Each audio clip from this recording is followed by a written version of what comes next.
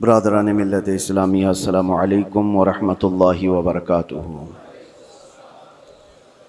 الحمد للہ وکفا وسلام علی حبیبہ المصطفیٰ، اما بعد فاعوذ باللہ من الشیطان الرجیم، بسم اللہ الرحمن الرحیم۔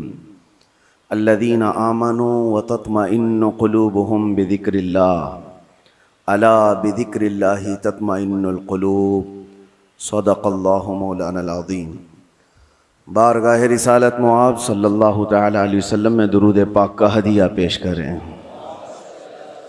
اللہم صلی علی سیدنا محمد معدن الجود والکرم وآلہ واصحابہ الکرام وابنہ الکریم وبارک وسلم صلاة دائمة سرمدا ابدا۔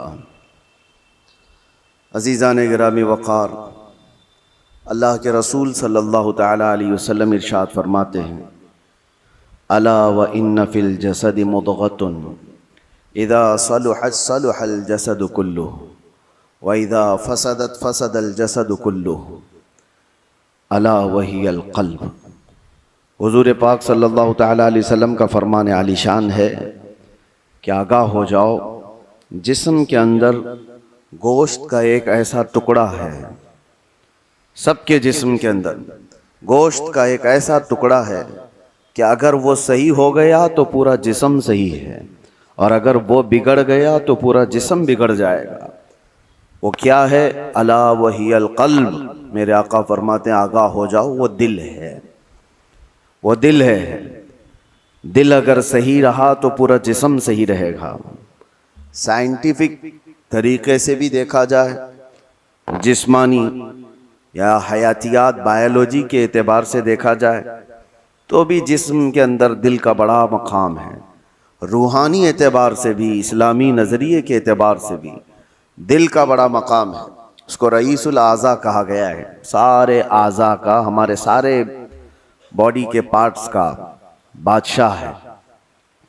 اس کے صحیح ہونے کو میرے آقا صلی اللہ تعالی علیہ وسلم نے اسی لیے فرمایا کہ اگر وہ صحیح ہو گیا تو پورا جسم صحیح ہے۔ تمہاری آنکھیں صحیح کام کر رہی ہوں گی، تمہارے ہاتھ اور پیر صحیح کام کر رہے ہوں گے، تمہاری زبان صحیح بول رہی ہوگی، ذہن و دماغ صحیح کام کر رہا ہوگا۔ لیکن دل اگر بگڑ گیا ہے، اس کے اندر دوسری چیزیں بھر گئی ہیں، تو پھر ہر چیز فسادی ہو جائے گی۔ اس کی آنکھوں سے بھی، اس کے ہاتھوں پیروں سے بھی، اس کی زبان سے بھی برائیاں ہی صادر ہونے لگ جائیں گی۔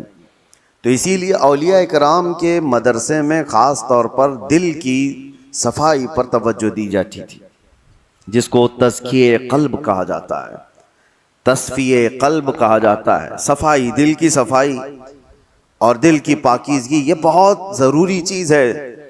اس کے بغیر آدمی کے اندر کوئی چیز ٹھہرتی نہیں۔ اور دل کا معاملہ ایسا ہے کہ پل میں تولا پل میں ماشا، کبھی ادھر کا ہوتا ہے کبھی ادھر کا ہوتا ہے۔ ابھی کچھ اور سوچ رہا ہے، تھوڑی دیر کے بعد کچھ اور دل میں آ رہا ہوتا ہے۔ قلب کہتے ہیں پلٹنے کی چیز کو۔ عربی میں جو پتا ہوا میں گرا ہوا ہوتا ہے، سوکھا پتا، اور دیکھیں ہوا میں وہ کتنے بار ادھر سے ادھر ہوتا رہتا ہے، تو اسی طرح سے دل کو بھی کہا گیا ہے کہ یہ ہواؤں کی طرح پتا جس طرح سے الٹ پلٹ ہوتا رہتا ہے، دل کا بھی معاملہ وہی ہے۔ اور دوسری ایک حدیث ہے، اللہ کے رسول صلی اللہ علیہ وسلم ارشاد فرماتے ہیں، تم کیا سمجھتے ہو کہ دل تمہارے کنٹرول میں، تمہارے قابو میں؟ ان القلب بین اصبعی الرحمن، بے شک دل اللہ کی دو انگشت قدرت کے بیچ میں ہے، جس طرف چاہے رب تعالیٰ اسے گھما دے۔ اسی لیے رسول کریم صلی اللہ تعالیٰ علیہ وسلم جب نمازوں میں دعا کرتے تھے تو ایک دعا حضور سے یہ بھی ثابت ہے، ہمیشہ میرے آقا یہ دعا کرتے تھے، یا مقلب القلوب ثبت قلبی علی دینک، اے دلوں کو پھیرنے والے خدا، میرے دل کو اپنے دین پر قائم رکھ۔ یہ دعا آپ بھی کیا کریں کہ رسول کریم صلی اللہ تعالیٰ علیہ وسلم نے ہمیں تعلیم دی ہے اس چیز کی کہ دلوں کو پھیرنے والے خدا، آج تو دل تیرا، آج تیری طرف سے دیا ہوا یہ دل اسلام پر ہے، ایمان پر ہے، کیا پتا کل کا آنے والا دن اس دل کو کس طرف پھیر دے۔ آنے والے حادثات دل کے اندر کیا چیزیں پھیلا دیں، کیا چیزیں ڈال دیں۔ اچھے اچھے لوگوں کو بگڑتے ہوئے دیکھا ہے، اسی لیے ہمیشہ اس بات کی طرف رہیں کہ اللہ تبارک و تعالی ہمارے دل کو اپنی دین پر اور اپنی عبادت پر قائم رکھے۔ دوسری چیز یہ قلب کے متعلق قرآن نے کیا کہا؟ الذین آمنوا وتطمئن قلوبہم بذکر اللہ۔ ہاں، یہ دل کا اطمینان کہاں سے ہے؟ آج پتہ ہے آپ کو پورے ورلڈ میں، دنیا میں سب سے زیادہ کامن چیز جو بیماری ہے لوگوں کو، وہ دل کی بے چینی، دل کی گھبراہٹ۔ اب اس کو بائیولوجی کے اعتبار سے بلڈ پریشر کہا جائے، بی پی کہا جائے کہ خون کا دوران اس میں پریشر زیادہ ہو جاتا ہے، یہ سارا کا سارا معاملہ دل سے ہی تو ہے۔ اس کو سائنسی نظریے سے دیکھنے والے لوگ الگ الگ طریقے سے سمجھتے ہیں کہ دل کے اندر چکناہٹ زیادہ آ گئی، خون میں موٹاپا آ گیا ہے، بلڈ جو ہے وہ تھوڑا سا تھک ہو گیا ہے، جس کی وجہ سے دوران خون کم ہو گیا اور پریشر بڑھتا گیا اور بی پی آ گیا، اٹیک آ گیا ہے، فلاں فلاں چیزیں، اس کو بائیولوجی کے اعتبار سے دیکھنے والے۔ لیکن صوفیہ اکرام فرماتے ہیں جب جب گناہ زیادہ ہوتے ہیں دل کے اوپر دورہ بڑھ جاتا ہے، دل کی بے چینی اور گھبراہٹ بڑھ جاتی ہے۔ جب کبھی دل کے اندر بے چینی اور گھبراہٹ ہو تو صوفیہ اکرام فرماتے ہیں سب سے پہلے توبہ کرو، توبہ کرو، اللہ کریم کی بارگاہ میں اپنے آنسو بہاؤ، دیکھنا دل تمہارا ہلکا ہو جائے گا۔ اور قرآن کیا کہتا ہے؟ قرآن یہ کہتا ہے جو ایمان والے لوگ ہیں ان کے دلوں کا اطمینان اللہ کے ذکر سے ہوتا ہے۔ الا بذکر اللہ تطمئن القلوب، آگاہ ہو جاؤ اللہ کے ذکر سے دلوں کو سکون ملتا ہے۔ اور یہاں حال یہ ہے کہ جو ایمان والے ہیں وہ مہینوں ہو جاتا ہے اللہ کا ذکر نہیں کرتے، تو پھر دل کو انہوں نے بے چین ہی تو رکھا ہے، دل کو غذا نہیں دی ہے، دل کو ایسی آوارہ چھوڑ رکھا ہے۔ ارے میاں، جسم کو صبح سے لے کر رات تک کھانا نہ دو تو یہ نڈھال ہو جاتا ہے، چکر آنے لگ جاتے ہیں۔ اگر 2-3 دن کھانا نہ دیا جائے تو جسم تو ختم ہی ہو جاتا ہے۔ تو جب جسم کمزور ہوتا ہے بغیر غذا کے تو دل بھی کمزور ہوتا ہے بغیر غذا کے، اور دل کی غذا ہے اللہ کا ذکر۔ اللہ کا ذکر جب جب ہو تو یہ دل کو پاورفل بناتا ہے، دل کے اندر مضبوطی آتی ہے۔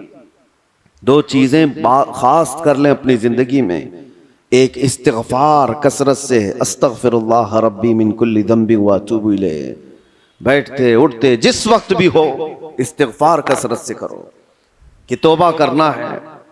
نہ جانے ہماری آنکھیں ابھی کیا کر کے آئی ہیں، پتہ نہیں ہمارے ہاتھوں نے کیا کر دیا، ہماری زبان نے کیا کیا، دن بھر کی خطائیں یہ بڑھتی چلی جاتی ہیں۔ اور ایک حدیث یہ بھی ہے کہ جب انسان پیدا ہوتا ہے نا تو اس کا دل بالکل صاف شفاف آئینے کی طرح ہوتا ہے، صاف شفاف ہوتا ہے آئینے کی طرح۔ جب وہ گناہ کرتا ہے تو ایک کالا دھبا اس کے دل پر لگا دیا جاتا ہے، ایک دھبا، پھر دوسرا گناہ کرتا ہے دوسرا دھبا، تیسرا گناہ کرتا ہے تیسرا دھبا، تو یہ دھبے، یہ داغ بڑھتے بڑھتے بڑھتے پھر پورے دل کو کالا کر دیتے ہیں، پورا دل سیاہ ہو جاتا ہے۔ اور جب دل کالا ہو جائے تو اس کی علامتیں یہ بتائی گئی ہیں کہ مسجد میں زیادہ دیر بیٹھنے کا من نہیں کرتا، قرآن زیادہ دیر پڑھنے کی طبیعت نہیں چاہتی، جلدی سے قرآن بند کر دو، جلدی سے مسجد سے نکل کر بھاگ جاؤ، نیکیوں کی طرف اس کی رغبت نہیں ہوتی، جیب میں پیسے ہوں گے لیکن کسی کو خیرات کرنے کا دل نہیں کرتا۔ تو یہ دل کے کالے ہونے کی علامات ہیں، سیاہ ہونے کی علامات ہیں۔ یہ ایکسرا مشین سے اور سونوگرافی سے معلوم ہونے والی چیزیں نہیں ہیں، یہ اللہ کے نبی صلی اللہ تعالیٰ علیہ وسلم نے بیان فرمایا۔ اب اس کی علاج کی طرف ہمیں توجہ دینی ہے۔ آج دنیا نے ہمارے دلوں کو اپنے رنگین گناہوں سے سیاہ کر ہی دیا ہے۔ دیکھیں ہم صبح سے شام تک جن کاموں میں مصروف ہیں، اب آج سب سے زیادہ ہمارے پاس کوئی چیز مشغول ہے تو وہ ہمارا T V screen, mobile screen, نہ جانے وہ کن کن چیزوں کو دکھاتے ہوئے ہماری آنکھوں کو خرید جاتے ہیں، کنٹرول بھی نہیں رہ پاتا، اسی لیے دل پر بوجھ بڑھتا جا رہا ہے۔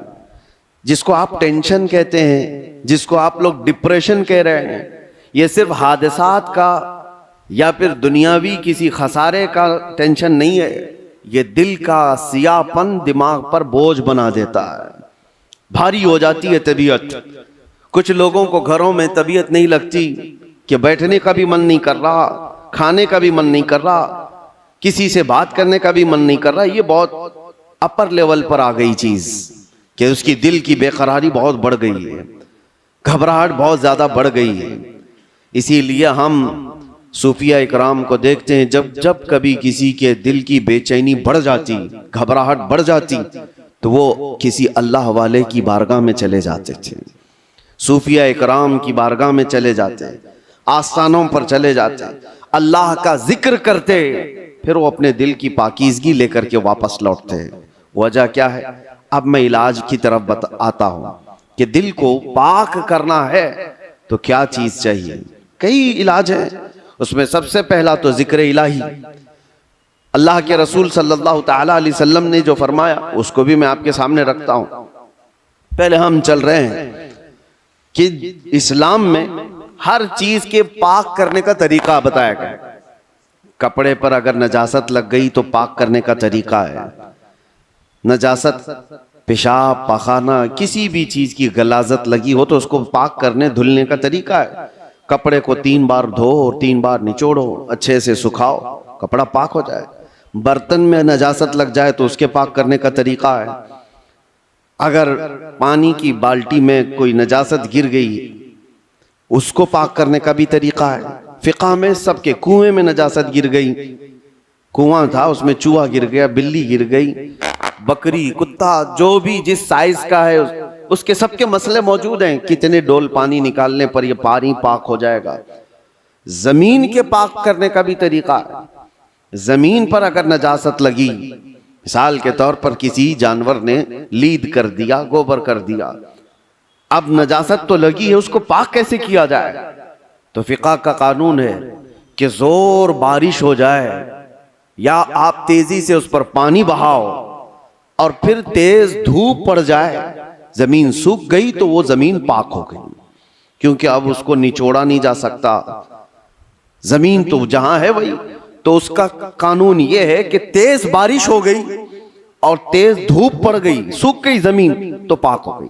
بارش نہیں ہے تو تیز پانی مار دیا اور اس کے بعد دھوپ لگنا ضروری ہے, تیز دھوپ اس کو لگی ہو تو زمین پاک ہو گئی. تو یہ نجاستوں سے پاک کرنے کے طریقے. اب آئیے میں آپ کو بتاتا ہوں, دل پر نجاست لگی ہو یہ کیسے پاک کیا جائے؟ گناہوں کے دھبے لگے ہوں, اس میں نہ جانے لالچ, غیبت, کینہ, بغض, عداوت, نہ جانے کیا کیا چیزیں بھر گئی ہوں. یہ نجاست پاک کرنے کا طریقہ کیا ہے؟ مولانا جلال الدین رومی مثنوی شریف کے مصنف فرماتے ہیں دل کو پاک کرنے کا طریقہ ویسی ہی ہے جیسے زمین کو پاک کرنے کا طریقہ ہے. زمین کو پاک کرنے کے لیے تیز بارش کا ہو جانا اور تیز دھوپ کا پڑ جانا کافی ہوتا ہے کہ زمین پاک ہو جاتی ہے. دل کو پاک کرنے کے لیے ذکر الہی کی بارش ہونا چاہیے اور کسی شیخ کامل کی تیز نگاہ پڑنی چاہیے, دل پاک ہو جاتا ہے. ذکر الہی کی بارش ہو تو پانی کی طرح اس کو دھل دیتا ہے, اور اس کے بعد کسی شیخ کامل اللہ والے کی نظر اس پر پڑے تو پھر اس کا دل اسی طرح سے سوکھ کر کے پاک ہو جاتا ہے جیسے زمین پاک ہو گئی. آج ہمارے لیے یہی تو مسئلہ ہے کہ ہم اپنا وقت اپنے دل کی پاکیزگی کے لیے نہیں نکال پاتے, ہمارے پاس یہ وقت ہی نہیں رہ گیا. ہاں اگر جسم کے اندر کوئی بیماری آ گئی تو پھر بھاگیں گے, دوڑیں گے, ڈاکٹرز کے پاس علاج کرائیں گے.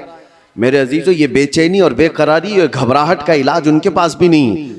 وہ ڈاکٹرز زیادہ سے زیادہ آپ کو نیند کی گولیاں دے سکتے ہیں ڈپریشن کم کرنے کے لیے, سٹریس کم کرنے کے لیے. آپ اچھے سے سو, گھنٹوں سوتے رہو. کسی کو سلا دینا یہ ڈپریشن کا علاج نہیں ہے. اور کچھ تو ڈاکٹرز کے پاس جا کر ڈپریشن کا علاج گولیوں سے لے کر کے آ گئے, اور کچھ اپنے ہاتھوں علاج کرنے کے لیے سگریٹ پینے لگ گئے, اپنے ہاتھوں علاج کرنے کے لیے وہ بیڑی گٹکا کھانے لگ گئے. ان کو یہ لگتا ہے کہ جیسے ہی ڈپریشن ہوگا, ٹینشن ہوگا, سگریٹ پھونکوں گا تو ٹینشن فری. اس سے 2 قدم آگے بڑھ کر کچھ لوگ شراب کی طرف چلے گئے, اس سے آگے قدم بڑھ کر کے چرس, افیون, گانجا اس پر چلے گئے. ان سب سے پوچھو تو ایک ہی جواب دیتے ہیں، ٹینشن فری ہو جاتے ہیں یہ لے کر کے۔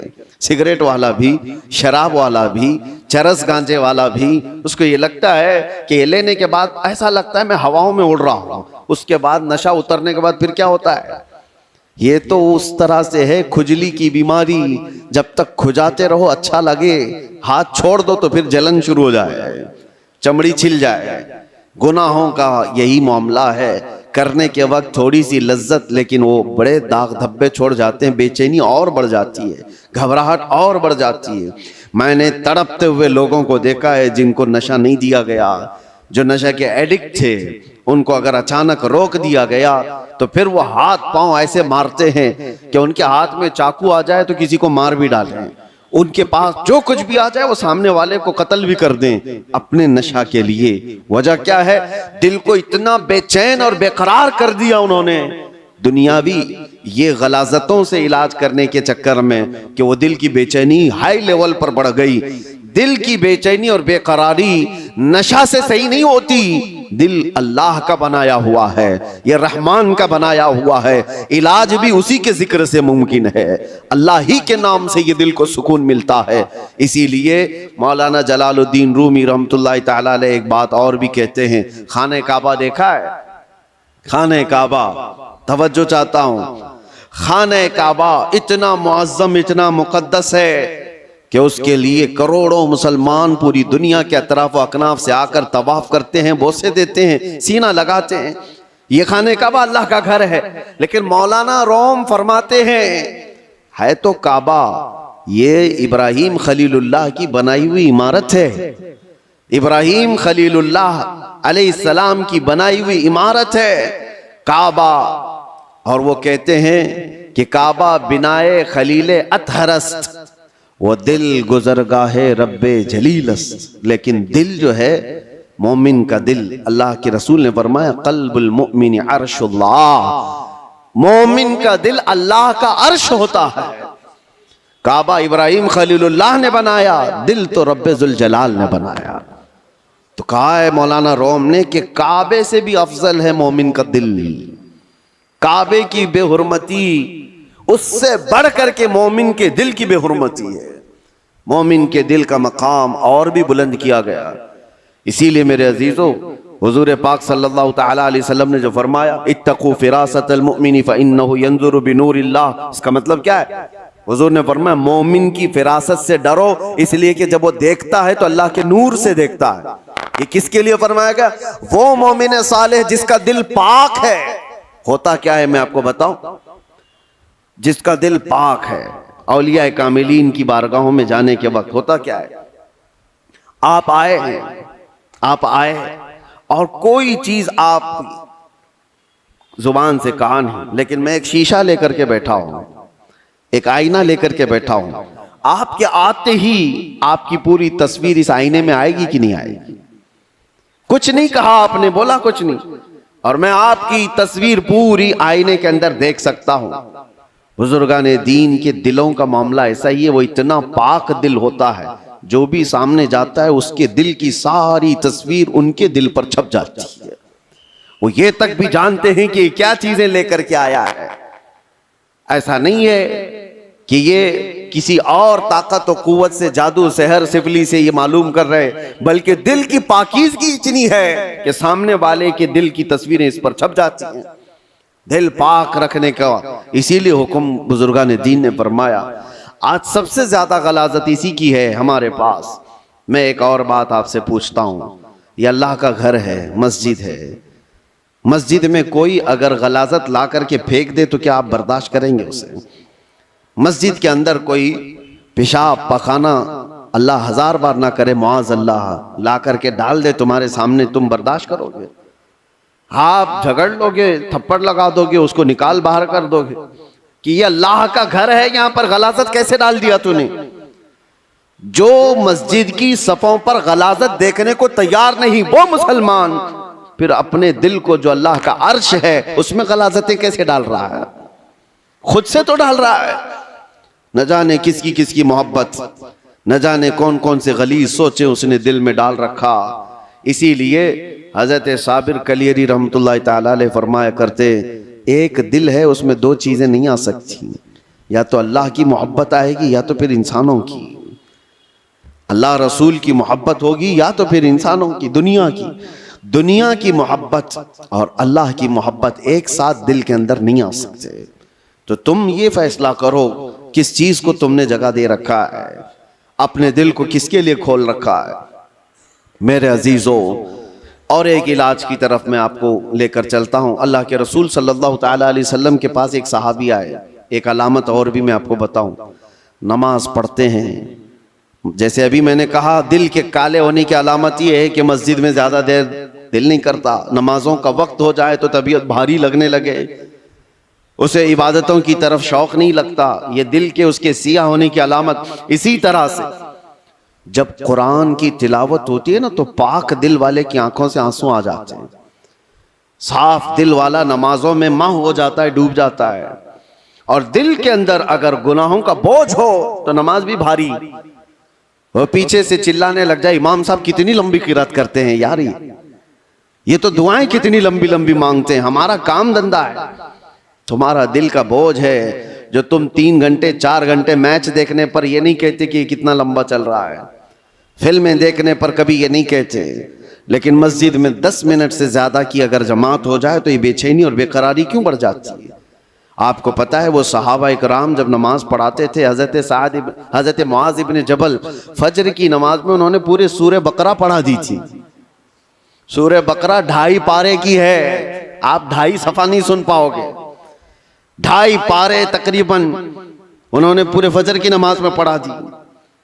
وہ صحابہ نہ ہوتے تھے سننے میں۔ اب جس بات کے لیے میں یہ کہہ رہا ہوں، نمازوں میں اگر بے چینی اور بے قراری بڑھ گئی ہے تو کیا کرنا چاہیے؟ ایک صحابی آئے تھے حضور کی بارگاہ میں، یوں کہا یا رسول اللہ صلی اللہ علیہ وسلم، دوسرے لوگ سب جو آپ کے پیچھے نماز پڑھتے ہیں تو روتے ہیں، گڑ گڑاتے ہیں، اللہ کو یاد کرتے ہیں، مجھے رونا نہیں آتا، قرآن پڑھنے پر مجھے اشک نہیں آتے۔ حضور پاک صلی اللہ علیہ وسلم نے فرمایا تمہارا دل سخت ہو گیا ہے، یہ فرمایا تمہارا دل سخت ہو گیا ہے، اس کو نرم کرو۔ کہا کیا کروں؟ کیا علاج میرے آقا نے بیان کیا۔ وظیفے تو کرتے ہی رہتے ہیں، حضور پاک صلی اللہ تعالیٰ علیہ وسلم فرماتے ہیں جاؤ کسی یتیم بچے کے سر پر ہاتھ پھیرو، اللہ دل نرم کر دے گا۔ ایک علاج یہ بھی میرے آقا نے فرمایا، یتیموں کے لیے دل میں اپنے احساس پیدا کرو، دل نرم ہو جائے گا۔ آج سچ بتاتا ہوں میرے عزیزوں، ڈھونڈو ہزاروں ایسے غربا اور مساکین جن کی آنکھوں کو پوچھنے والا کوئی نہیں، جن کی ٹھنڈی اور گرمیوں کے سلسلے میں کوئی دیکھنے والا نہیں۔ ان بچوں کے لیے اگر احساس بھی دل کے اندر ہو، ایک آنسو بھی کا قطرہ بھی نکلے تو تمہارا دل نرم ہو جائے گا۔ آپ کو پتا ہے جب کبھی میں ان فلسطین کے بچوں کو دیکھتا ہوں، رمضان آئے، عید آئے تو اپنے والدین کی قبروں پر جا کر بیٹھ جاتے ہیں، اور کوئی بچہ اپنے باپ کو پکار رہا ہوتا ہے کہ بابا مجھے سن رہے ہو، آج عید کا دن ہے، کوئی کپڑے پہنانے والا نہیں۔ تو یہ زمانے رسول یاد آتا ہے، یہ وہ یتیم ہیں کہ اگر میرے آقا کے زمانے میں پکارے ہوتے تو میرے آقا کندھوں پر بٹھا لیتے تھے۔ آج امت پر کچھ احساس نہیں ہوتا، ان کی چیخیں، ان کی پکار کو سن کر کے سب ہم اپنے اپنے عیش میں مصروف رہتے ہیں۔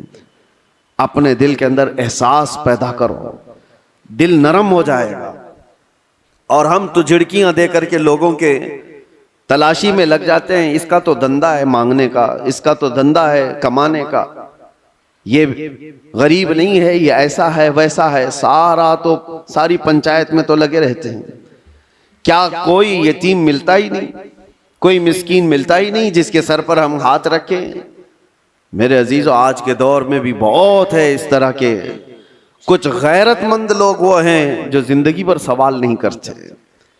کل کی بات میں بتاؤں، کل ہی کی بات، میرے پاس ایک خاتون کا ایسا مسئلہ آیا جس کے 3 بچے معذور ہیں، ایک 14 سال کا، دوسرا 12 سال کا، تیسرا 9 سال کا، تینوں بستر پر، ہاتھ پاؤں مڑے ہوئے، سر جھکا ہوا، نہ بول سکتا ہے نہ ہاتھ اٹھا سکتا ہے، پیشاب پخانہ سب بستر پہ، اور شوہر کا انتقال ہو چکا۔ 3 بچوں کو پالنے کے لیے وہ خاتون کہتی ہے میرے پاس 1 گھنٹے کی بھی فرصت نہیں ہوتی، اس کو کھلا کر فارغ ہو جاؤں تو اس کا ہوتا ہے، اس کو کھلا کر فارغ ہو جاؤں تو اس کا ہوتا ہے، اس کا پیشاب صاف کروں تو اس کا ہوتا ہے، اس کا پیشاب صاف کروں تو اس کا ہوتا ہے، میں نہ جاب کر سکتی ہوں نہ کمانے کے لیے جا سکتی ہوں، مجھے بتائیں کہ یہ 3 بچوں کو جس طرح سے پالنا ہے۔ اور آخر میں اس خاتون نے جو بات کہی میرے دل پر لگی، میں نے کہا گھبراہٹ اور بے چینی میں کفر تو نہیں کرتی ہوں کہ میرے گھر میں ایسا کیوں ہو گیا؟ کہتی ہے نہیں مولانا، کبھی آج تک میرے دل میں خیال بھی نہیں آیا، میں تو شکر کرتی ہوں کہ اللہ تبارک و تعالیٰ نہ ہونے سے کچھ دیا تو ہے، اور مجھے اسی خدمت کے لیے دنیا میں پیدا کیا گیا ہوگا، میں یہ سوچتی ہوں، اور آج ان بچوں کا چلنا پھرنا میں نہیں دیکھ سکتی، آخرت میں اللہ اس کا اجر تو دے گا۔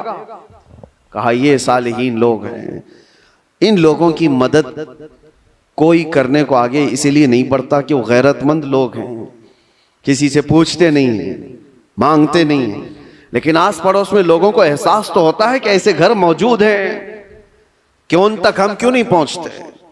یہ دلوں کی سختیاں ہیں میرے عزیزوں، دل جب سخت ہو جاتا ہے تو اسے آس پاس کا کچھ نظر نہیں آتا۔ آپ ڈھونڈو، یہ شعبان المعظم کا مہینہ ہے، کثرت سے عبادات کی طرف بڑھانے والا مہینہ ہے، رمضان کے انتظار والا مہینہ ہے، اور اس میں جو بیج بو کے توبہ استغفار کے وہ رمضان میں اس کے پھل دیکھنے کو ملیں گے۔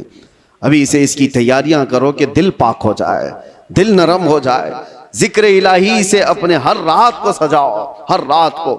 اور جس کا دل بیمار ہوا، قرآن تو یہ کہتا ہے ثم قست قلوبهم من بعد ذلك فهي كالحجارة او اشد قسوة، کہ بنی اسرائیل کے بارے میں قرآن میں اللہ فرماتا ہے ان کے دل اتنے سخت ہو گئے جیسے پتھروں کی طرح، پتھروں کی طرح۔